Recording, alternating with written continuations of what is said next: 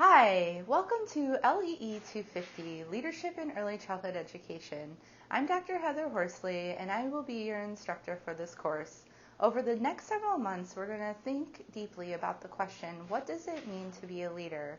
And along the way, through interactive experiences, we're going to take how you're developing that meaning of leadership for yourself and think about how you transfer that into your practice, so that by the end of this course, not only will you have an understanding of what it means to be a leader in our field, but also how you've developed skills and further enhanced your ability to demonstrate your leadership in your schools and centers. But before we get into that, I'd like to share a little bit with you about how I got into the field of early childhood education, as well as what brings joy to me when I'm not teaching and researching.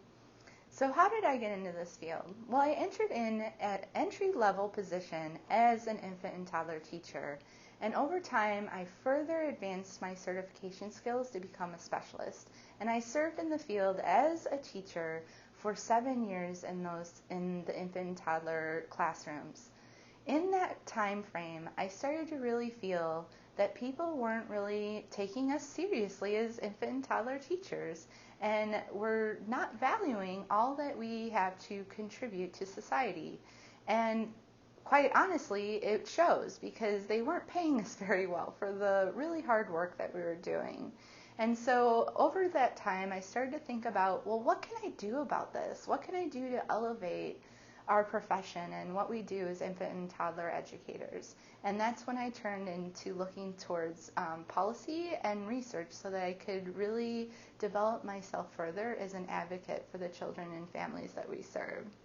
So a few things that I really enjoy to do when I'm not teaching and researching is that I love to be engaged in the community. As one example of that, just this past May, I actually was in a community group where we worked with the Arnie Nixon Center, which has an amazing library for early childhood literature. So if you come to Fresno State's campus, definitely check that out.